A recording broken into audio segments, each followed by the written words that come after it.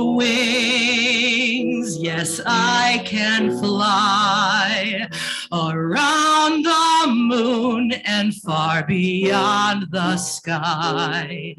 And one day soon, I know there you'll be. One small voice in the universe, one true friend in the universe, who believes in me. I'm alone in the universe, so alone in the universe. My own planets and stars are glowing. Alone in the universe. No one notices anything. Not one person is listening. They don't have any way of knowing. Nobody knows that I have wings. I have wings. Yes, I can fly. I can fly. And far beyond the sky. Well, someday soon you will hear my plea. One small voice in the universe, one true friend in the universe. Please believe in me.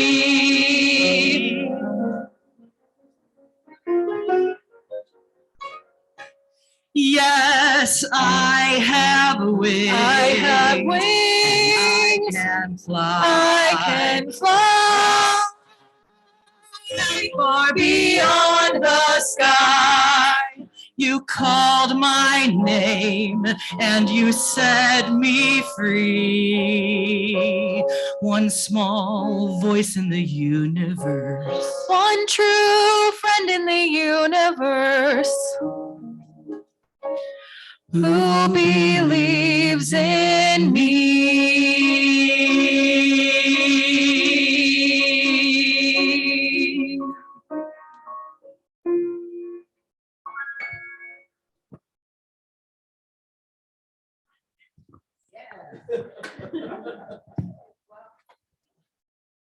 Thank you, Joanna and Abby. It's beautiful.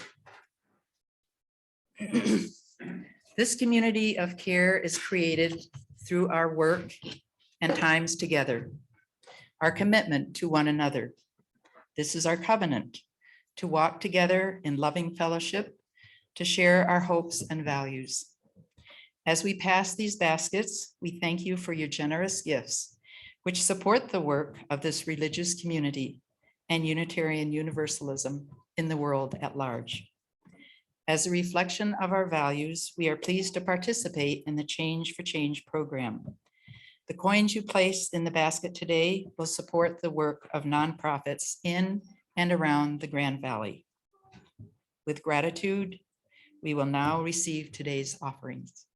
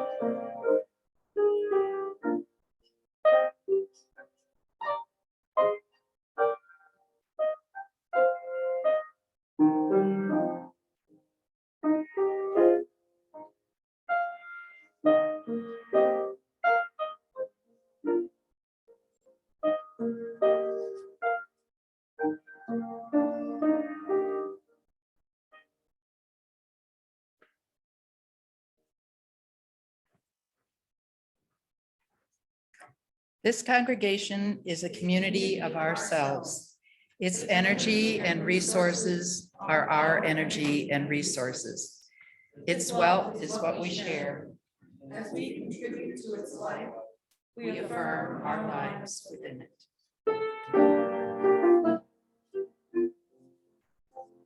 From you I receive, to you I give. Together we share, and from this we live. From you I receive, to you I give. Together we share.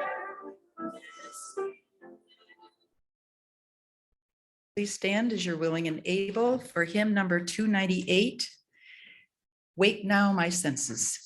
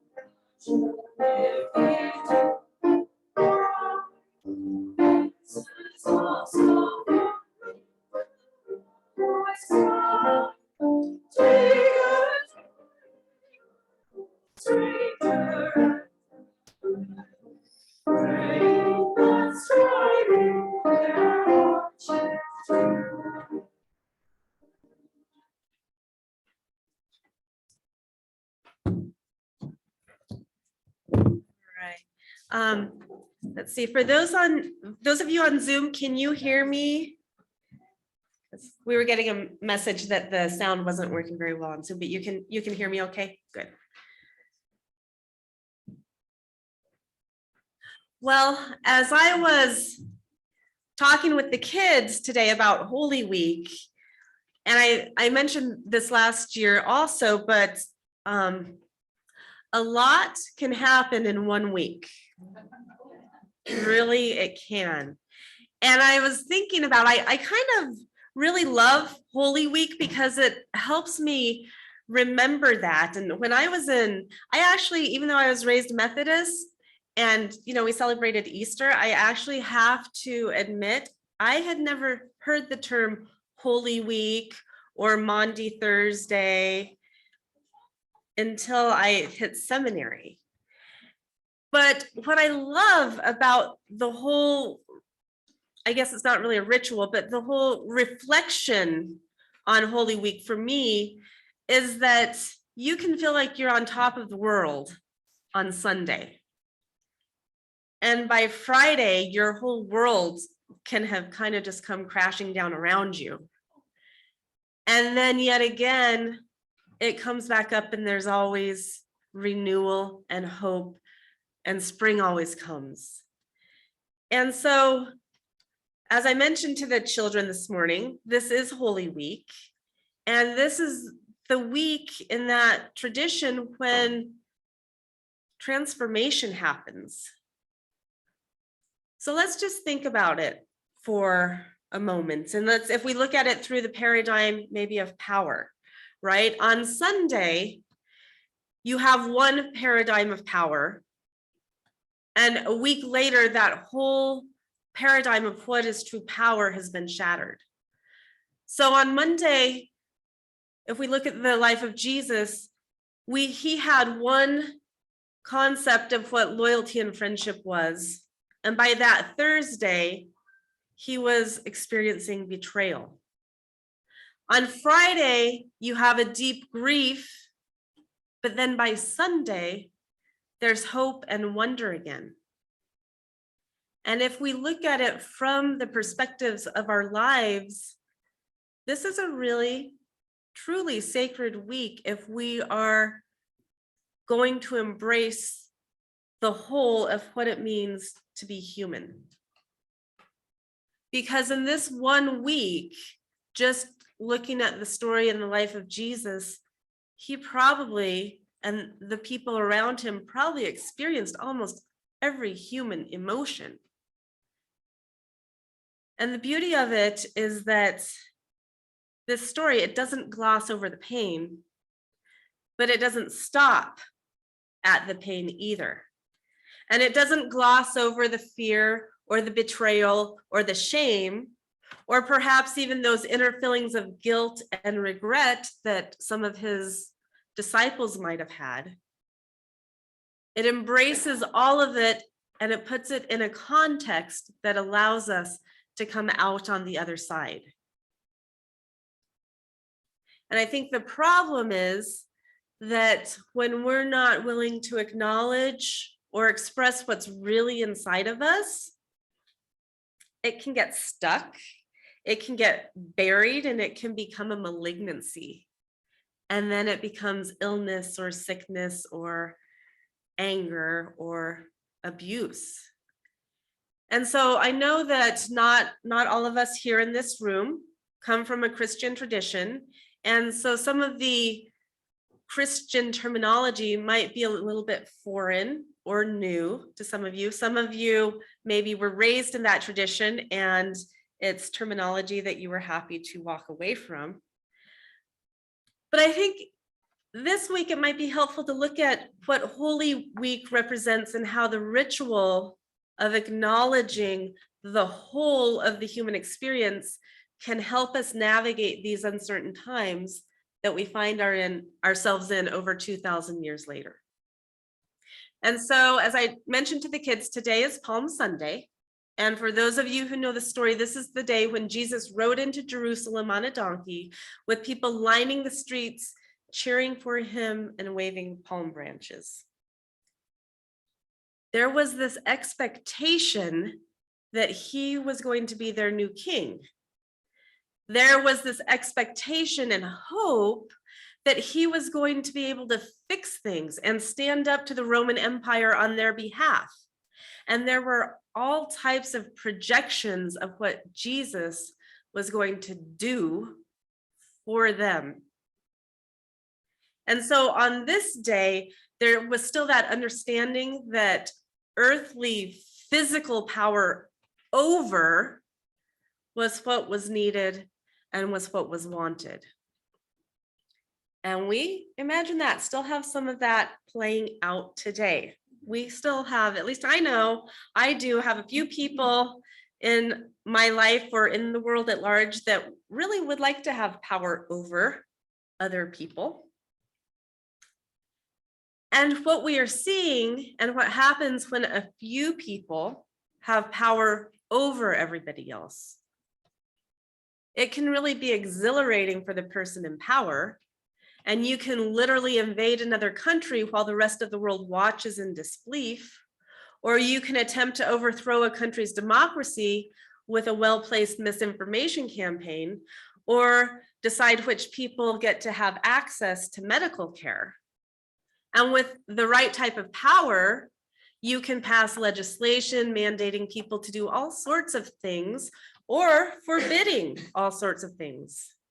You can get Supreme Court justices nominated and installed, who then are given power to make decisions that impact the lives of millions of people.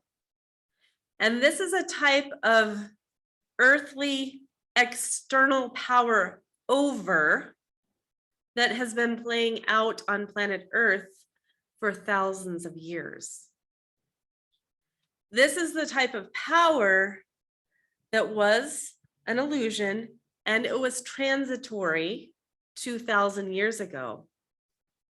And it's the type of power that is transitory today. In my opinion, this is also a paradigm that does harm. No doubt in my mind that people are dying today in real time because of this type of power by a few being imposed all over the world. It's not just the United States. It's not just one place. It's a paradigm of what it means to be human that I'm hoping is starting to change a little bit. And so this is the type of power that leads to death, destruction, and in Christian theology, a literal crucifixion. And if that was the whole story, it really would be terrifying. But that's not the whole story. That's simply the backdrop of the story. And that's the paradigm within which Holy Week begins. But we have to remember that what I'm talking about, this everything that was happening, that was only Sunday. There was so much that happens in the days between Palm Sunday and Easter Sunday. And so I often wonder what Jesus thought as he was riding into town, seeing all these people projecting all of their expectations and hopes onto him as their new king. And I've said that can sometimes be exhilarating, you know, being placed on a pedestal can be kind of exciting. But people, I think, who truly understand what true power is, also know that being placed on a pedestal is a really terrifying place to be.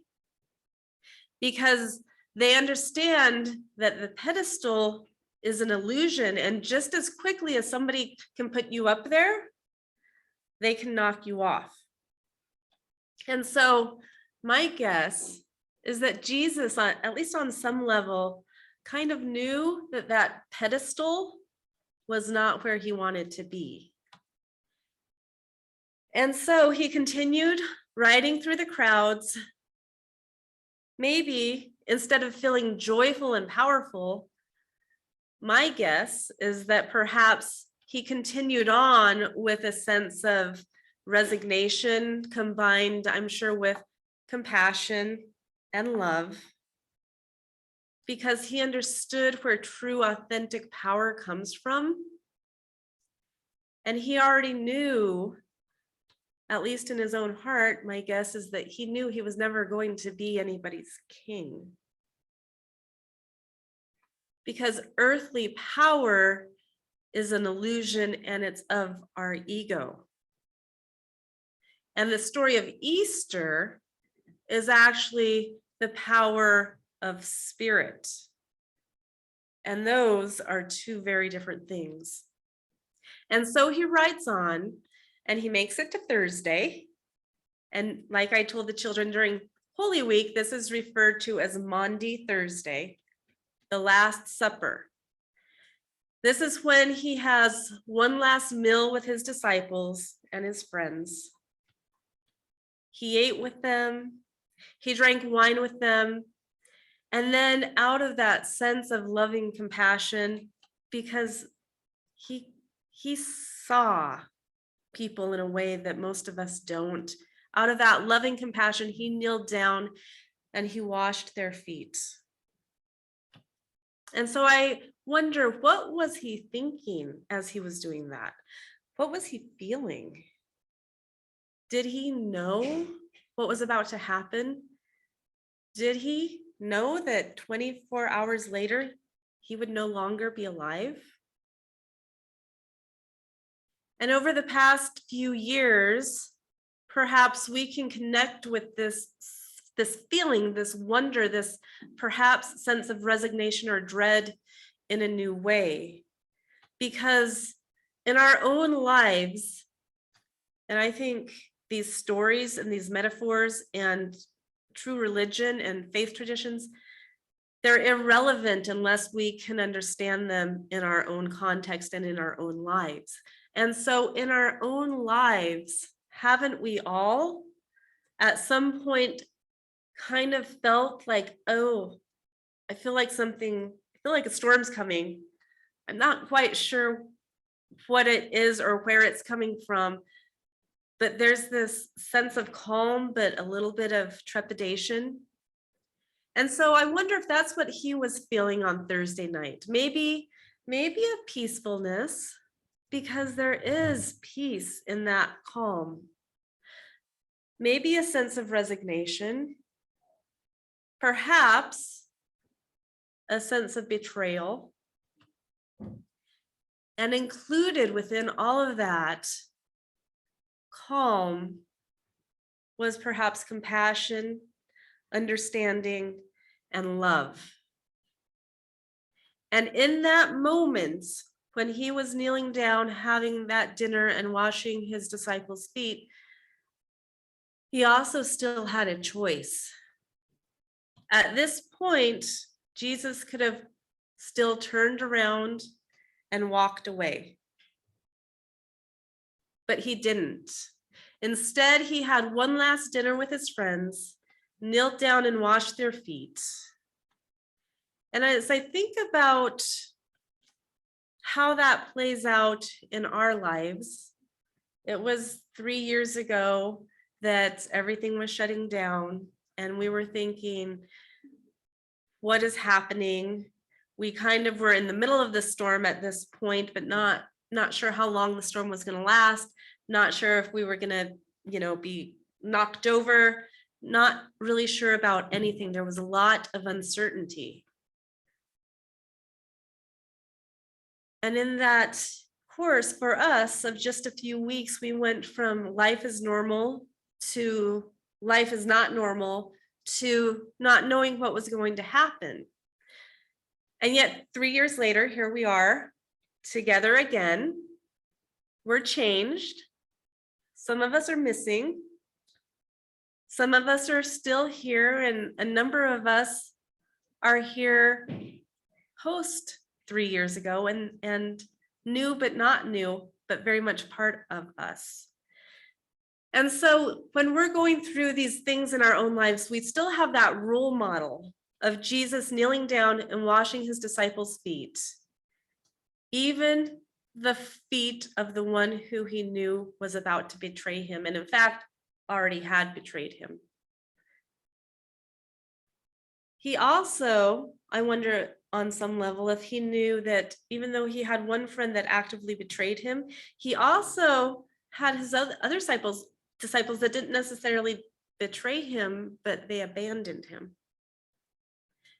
And sometimes in the storms of life, we do feel like we're going through it all by ourselves.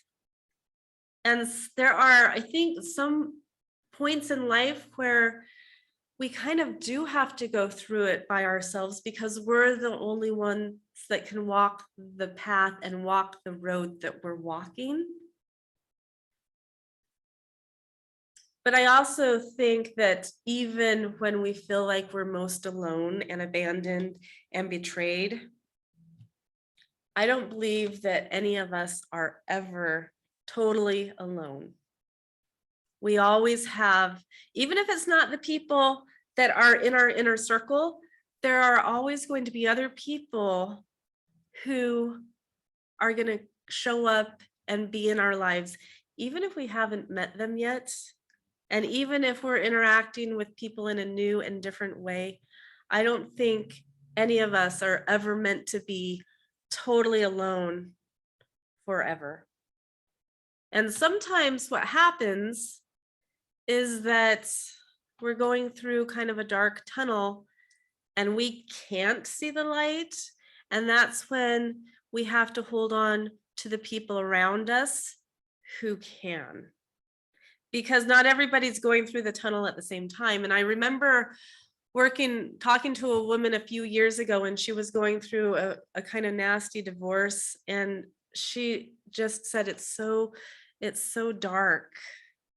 And I kept saying, I know it is. And it's dark because you're like right in the middle of this tunnel. You're like halfway in, but you're not far enough to be able to see the light. And what I said is, I know you can't see the light, but I promise you that the tunnel does end and that there is light. And, you know, just, you know, a few years later, she's having this wonderful life and she's just so joyful and she made it through that tunnel. And to me, that's kind of what Holy Week is that we all have to, at some point in some way, and it's not the same for all of us because we all have our different life experiences, but we all go through that tunnel where it just feels really, really dark. But there are always people on the other side. And so this is how we get to Good Friday. You know, we had the betrayal, and then maybe somebody who has a theology background, Steve, or somebody might know why we call it Good Friday. But this is the day in the metaphor that we get to feel and express the anger and the fear and the darkness and the desolation and the hopelessness and the rage and the powerlessness. We get to experience all of that because that's also part of being human, and we can't just only be partly human, because only shining light doesn't always work, and sometimes it goes out earlier than we think. But then there are always other candles that haven't gone out, and I think that's the point. And so yes, over the years, we were impacted by a virus and it changed us. And we're still here. And now the virus hasn't gone away, but in a different way, we're kind of living alongside it. And I feel like, and I've been talking about this a lot, I feel like we're still in the midst of another virus that took root about the same time. And that's more of a kind of mental virus of mass manipulation, gaslighting, and brainwashing. And I feel like there are some people that are really good at that and know how to do that on a mass level. And I have been talking about that for a long time, about how we can't just it almost feels like something called like mass hypnotic thinking, like we get into this collective consciousness and then it can get overwhelming and it's easy to be manipulated. And I feel like the virus, at least that I'm trying to sort of fight against, is that. And how do we acknowledge what's going on in the world without getting sucked into the hopelessness and the anger around us? And I think once again, that's where this Easter story comes from, that we can recognize what's going on and then consciously say, but no, I'm not going there. I'm going to show up at 536 Uray on Sundays, and I'm going to listen to beautiful music.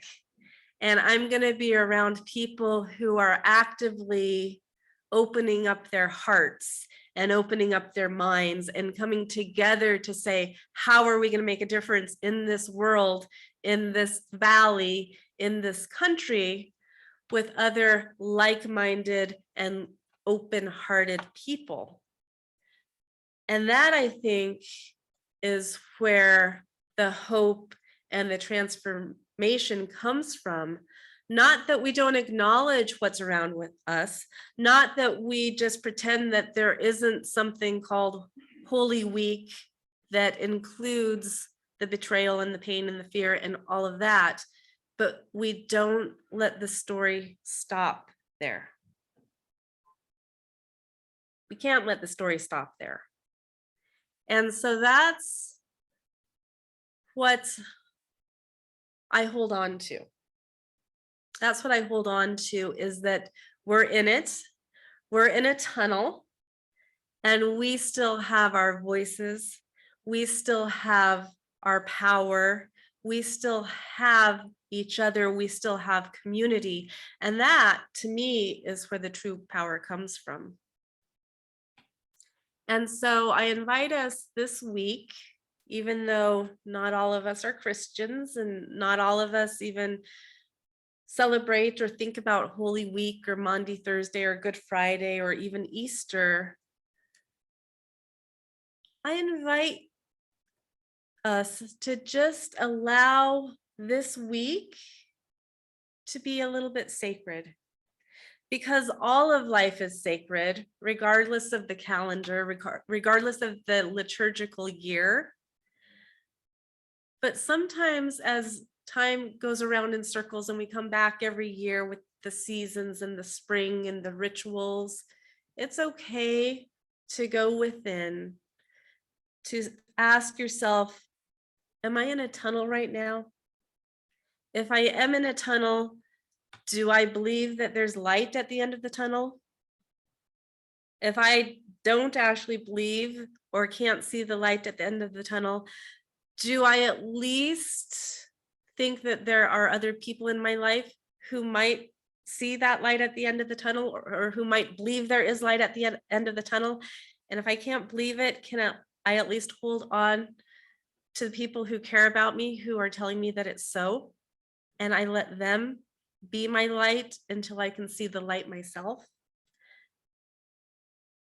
And maybe we just allow ourselves to do that, to be that, to go to deep places so that we can put those roots down, understanding that roots, they go deep, very deep in the darkness.